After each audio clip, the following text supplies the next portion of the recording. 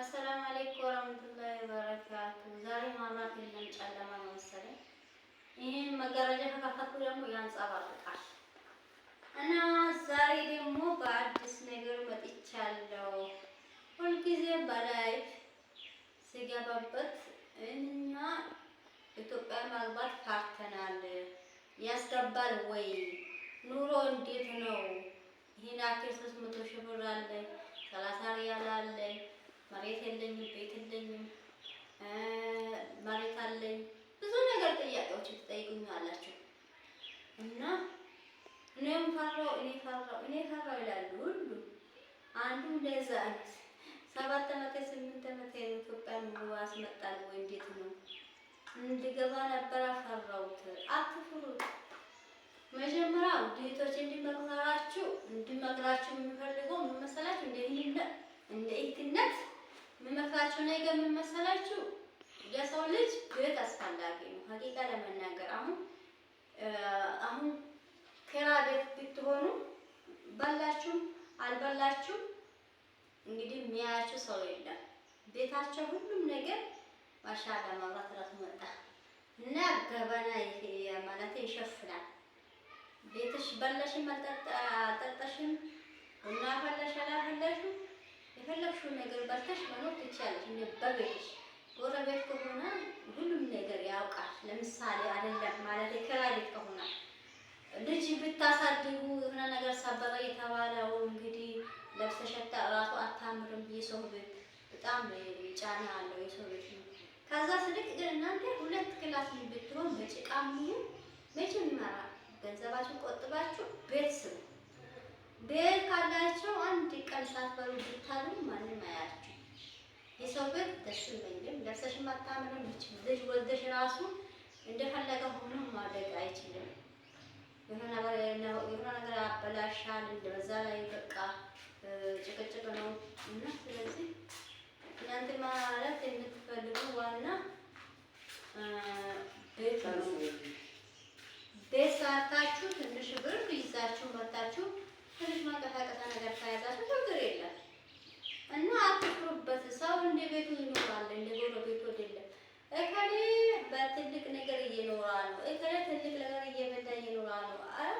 ሰው እንደ ቤቱ ነው። በቃ አንቺ ለምን ጎመን በልተሽ አትክልት በልተሽ አትኖር? በቃ እንደ ራስሽ ነው የምትኖሪበት። ሰው በቸረከን ስገዛ ላይ ደግሞ በትንሽ ነገር እየገዛሁ እኖራለሁ። እንደ ቤቴ ነው፣ እንደ ቤቱ ነው። ሰው እንደ ቤቱ ነው እና ኑሮ ምንም አይልም። ይሄ 50 ብር ነው፣ ይሄም 50 ብር ነው፣ ይሄም 50 ብር ነው። ቡና ራሱ የ50 ብር ነው። ይገርማችኋል። ቆንጆ ቡና ያስፈላል።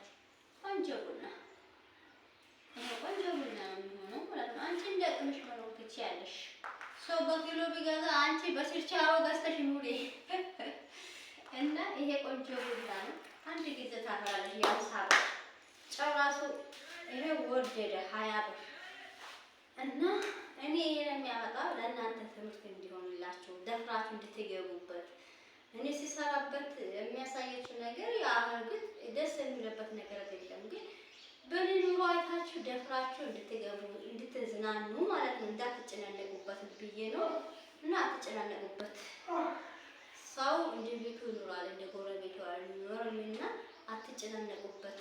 ቤት ካላችሁ ገንዘብ አያስፈልግም ማለት ሳይሆን በትንሹ ቤት ካለሽ አሁን 1,000 ብር ካወጣው የቤት አስቤዛ ቀስ በቀስ በ200 በ300 ብር እያመጣው እኖራለሁ። በቃ እና እንደ ቤት ሆኖ የካለ ስጋ በላ የካለ አየ በላ ለምን ነኝስ አይደለም። አታክልት ቢጎርማም እንደመጣሽ ወጥተሽ መግባት ይቻላልሽ። የሚከለከል ሰው የለም። በግዳጅ አንቺ ስጋ የግዳጅ አንቺ እንደዚህ አይነት ኑሮ ኑሮ የሚለው ሰው የለም። ግን ቤት አስፈላጊ ነው። ቤት 2 ክላስ ብትሆናችሁ ጭቃ ቤት የምትሆን አንገታችሁ የምታስገቡበት ቤት ከሰራችሁ በቃ አገልግሎታችሁ መውለድ ነው። የመውለዳችሁ ጊዜ ያልቃል። አረብ ሀገር ስንሄድ ኬሚካል ያለው እድሜያችን ነገ ዛሬ እያልን 15 ዓመት እንቀመጣለን። ወር ሲያልቅ ደግሞ ዓመታትን እንጨምራለን። ዓመታት ሲያልቅ በዓመታት፣ ወራት ሲያልቅ ወራትን እንቀጥላልና መቼም ዱንያ አይሞላም። ቤት አስፈላጊ ነው። ግን አረብ ሀገር ከሄዳችሁ እንደምንም ጠንክራችሁ ቤት ስሩ። በቃ እንደምንም ሌላ ትርፍ ነው እንግዲህ ንግድ ይዛለው ወይ ባጃጅ የሆነ ነገር ይሄ ራሱ አይጣለም። ግን መሆኑ ያው ከምትጨናነቁበት ዋና አንደኛ በት ነው።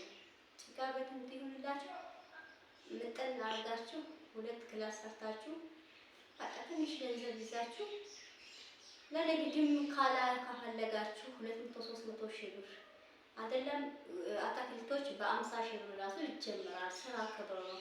በ50 ጀምራችሁ 500 ሺህ ብር ትደርሳላችሁ። እና እንግዲህ ምንም አይከብድም። እየኖሩ ነው። አትጨናነቁበት፣ አትፍሩበት። ቤት ካላችሁ በቃ ተንቀሳቀሳችሁ የሆነ ብስኩትም ነግዳችሁ አታክልትም ነግዳችሁ ትኖራላችሁ።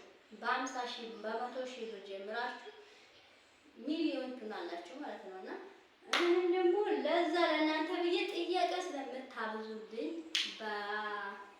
በላይፍ አትፍሩ። የኔን ኑሮ እዩት። እኔ ሁሌ የገበያ ያመጣሁት ሽንኩርት ይሄ ነው፣ ቲማቲም ይሄ ነው ብዬ አሳያችኋለሁ።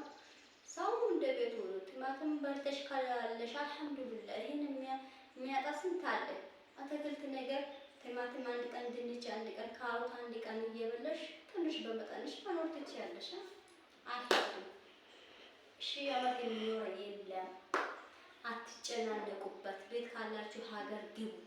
የሆነ ዳቦ ራሱ መነግድ አትክልቶች 50 ሺህ ብር ራሱ ጀምራችሁ ትልቅ ደረጃ ትደርሳላችሁ። አብሽሩ። አመሰግናለሁ።